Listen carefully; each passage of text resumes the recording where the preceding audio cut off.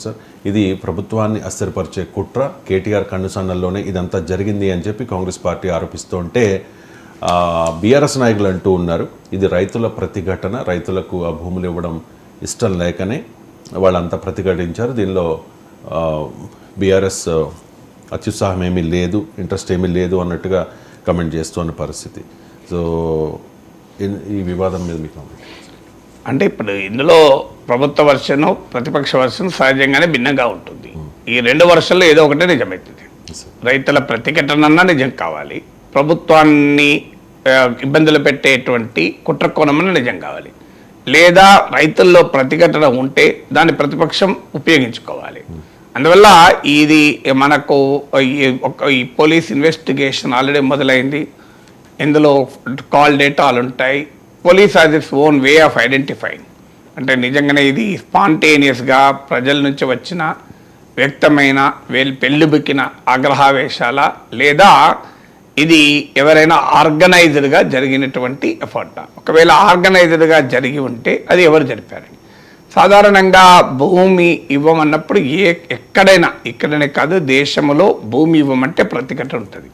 అది మీకు బెంగాల్లో మనకు సింగూర్ నందిగ్రామ్ చూసాం, మీకు నాయిడాలో రోడ్ వైడనింగ్ చూసాం, తెలంగాణలో మల్లన్న సాగర్ చూసాం, మా ఆంధ్రలో పోలవరం బాధితులు చూసాం.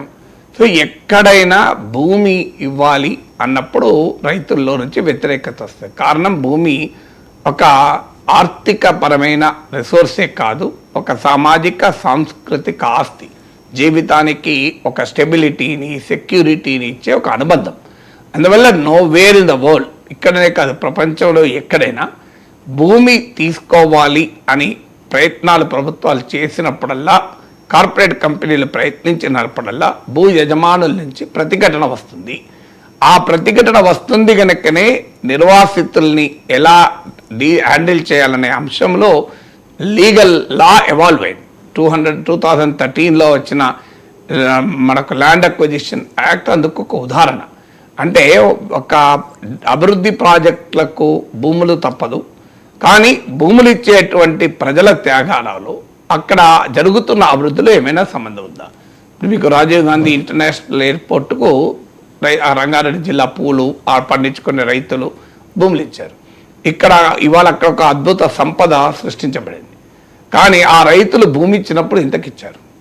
ఇవాళ వాళ్ళ పరిస్థితి ఏంటి?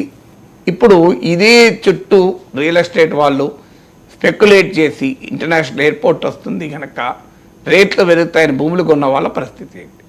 అందువల్ల ఎక్కడైనా అభివృద్ధిలో ప్రజల్ని భాగస్వామ్యం చేయకుండా, మీరు నిర్వాసితుల సమస్యను పరిష్కరించకుండా భూసేకరణ అనే కార్యక్రమం పెట్టుకున్న చోటల్లా ఈ ఛాలెంజ్ వస్తుంది.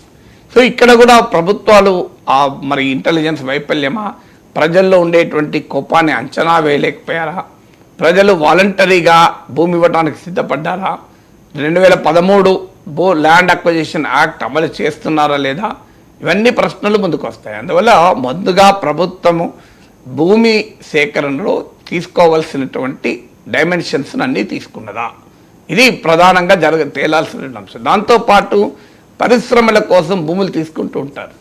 తీసుకున్న తర్వాత ఆ భూముల్లో పరిశ్రమలు రావు. చాలా సందర్భాల్లో పారిశ్రామికాధిపతులు తమ ల్యాండ్ బ్యాంకులు పెంచుకోవటానికి భూములు తీసుకుంటారు, అక్కడ పరిశ్రమ రాదు. 5 ఏళ్లకు 10 ఏళ్లకు కూడా ఇంటెండెడ్ ఇండస్ట్రీ రాదు. సో ఇప్పుడు తెలంగాణలోనే అది కూడా తేలాల్సింది అంటే ఎన్ని భూములు ఇప్పటికీ ప్రభుత్వాలు సేకరించున్నాయి. ఇదే ఫార్మా రంగం కొరకు భూములు సేకరించున్నాయి. మరి ఆ భూములు ఏం చేశారు? కొత్తగా భూములు అవసరమా? అప్పుడు ఫార్మా సిటీకి అని, ఇప్పుడు ఫార్మా విలేజెస్ కానీ. అందువల్ల నిజంగానే తీసుకున్న భూమి ఆ ఇంటెండెడ్ పర్పస్కు వాడుతున్నారా? ఇక ఈ రెండు తేలిన తర్వాత నెక్స్ట్ క్వశ్చన్ ఏమొస్తుందంటే, ప్రజల్లో మరి ఇది సహజ కోపమా? సహజంగా ప్రజలు, సాధారణ ప్రజలు రాడ్లు పట్టుకొని కలెక్టర్ పైన దాడికి, అలాగే Kodangal area development authority chairperson పీకి దాడికి వెళ్తారా అనేది క్వశ్చన్. ఎందుకంటే ప్రజలు ఆ సాహసం చేస్తారా? వాళ్ళు నిరసన వ్యక్తం చేయొచ్చు, స్పాంటేనియస్గా నిరసనలో ప్రజల కోపోద్రిక్తులు కావచ్చు, కానీ ఆ జరిగిన ఇన్సిడెంట్ తీరు చూస్తే ప్రజలు స్వచ్ఛందంగానే అలా చేశారనే నమ్మకం కలగడం లేదు. ఖచ్చితంగా some political forces maybe behind it. చాలా మంది రైతులు లేరు అనేది డెఫినెట్గా పొలిటికల్ ఫోర్సెస్ ఆర్గనైజ్డ్ ఫోర్సెస్ లేకుండా ఆ స్థాయిలో అటాక్ జరగదు. అదే అరెస్ట్ అయిన వారిలో 19 మంది అసలు రైతులే కాదట సార్, వారి పేరుని అసలు భూమి అదే మరి అందుకే ఇవన్నీ ఇన్వెస్టిగేషన్లో తేలాలి. లోకల్ వాళ్ళ, బయట నుంచి వచ్చారా, సో నిజంగానే భూములు కోల్పోతున్న వారైనా వాళ్ళు, లేదా భూములు కోల్పోని వారా, ఇప్పుడు ఇవన్నీ కూడా తేలాలి ఇన్వెస్టిగేషన్లో. సో బయట నుంచి మొబిలైజ్ అయ్యారా, లేదు కొన్నిసార్లు రైతుల్లో జెన్యున్ యాంగర్ ఉంటే పొలిటికల్ ఫోర్సెస్ అని ఉపయోగించుకోవచ్చు కూడా.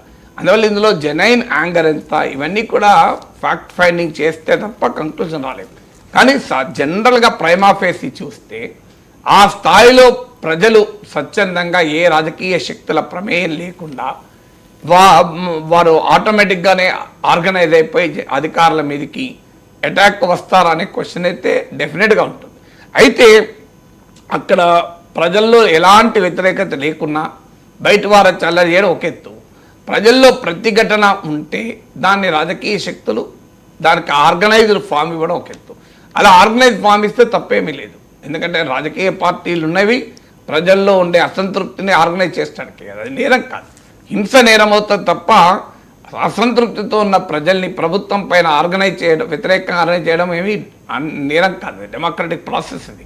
అందువల్ల ఇప్పటికైనా ప్రభుత్వాలు ఆలోచించాల్సింది రెండు పార్ట్స్. ఒక పార్ట్ ఈ ఇన్సిడెంటు, ఆ అధికారులపైన దాడికి యత్నించిన వారు ఎవరు, వారి మోటివ్స్ ఏంటి అనేది ఒక పార్ట్. కానీ అసలు పార్ట్ అది కాదు, అది ఆ ఈవెంట్. అసలు రైతులు మరి స్వచ్ఛందంగా భూములు ఇస్తున్నారా, ఇవ్వనప్పుడు రైతులు ఎలా కన్విన్స్ చేస్తున్నారు, రైతులకు ఏ రకమైన ప్రయోజనాన్ని కల్పిస్తున్నారు, మీరు సృష్టించబడుతున్న సంపదలో భూమిని కోల్పోతున్న వారికి వాటా ఉందా, మరి ఆ భూ నిర్వాసితులకు వాటా ఉందా, ఈ డైమెన్షన్స్ తేలాలి ముందుగా. ఇప్పుడు ఇది ప్రతిసారి ఏ అభివృద్ధి ప్రాజెక్ట్ అయినా అభివృద్ధికి అడ్డంకిలు కావున్నదని అధికారంలో ఉన్న వాళ్ళు అంటారు, అభివృద్ధి పేరిట మా భూములు లాక్కుంటారా అని ప్రతిపక్షం అంటారు. దీనికి ఎక్కడో కానీ సొల్యూషన్ అయితే ఉండాలి కదా. సొల్యూషన్ ఒకటే, మీరు క్రియేట్ అవుతున్న డెవలప్మెంట్లో భూమిని కోల్పోతున్న వారికి న్యాయమైన భాగస్వామ్యం ఉండాలి. భూమిని కోల్పోతున్న వారు ఆ అభివృద్ధి ప్రక్రియ వల్ల ఎక్కువ లాభం పొందాలి. అంతకు ముందున్న జీవితం కన్నా మెరుగైన జీవితం వల్ల లభించింది అనుకోండి, ఎవరైనా ఎందుకు అభ్యంతరం చెప్తారు? ఇప్పుడు మన వాళ్ళు ఎంతోమంది మన సిటీలలో ల్యాండ్ ఉంటే డెవలప్మెంట్కి ఇవ్వమా? వాళ్ళంతా బాధపడుతున్నారా, రోడ్డు మీదకి వస్తున్నారా? డెవలప్మెంట్కి ఆనందంగా ఇచ్చుకుంటున్నారు కదా, ఎందుకంటే మాకు అందులో సగం అపార్ట్మెంట్లు వస్తాయి, వాటి లాభంనే ఇచ్చుకుంటారు కదా. ఇక్కడ కూడా అంతే, భూమి ఇచ్చే వారికి జరగబోయే అభివృద్ధిలో భాగస్వామ్యం ఉండాలి. ఆ దృష్టితో మీరు సమస్యను పరిష్కరిస్తే ఖచ్చితంగా సమస్య పరిష్కారం అవుతుంది. లేదు ఇది ప్రతిపక్షాల కుట్ర అని ఆ ప్రభుత్వం అన్యాయం చేస్తున్న ప్రతిపక్షం అన్నా తేలేదేమీ కాదు. అల్టిమేట్గా భూమి ఇస్తున్న రైతులు స్వచ్ఛందంగా ఇస్తున్నారా, లేదా వారికి సంతృప్తికరమైన పునరావాస ప్రణాళిక అమలవుతుందా, బలవంతంగా భూములు లాక్కుంటున్నారా, ప్రజల మీద ఒత్తిడి ఉందా, ఇవన్నీ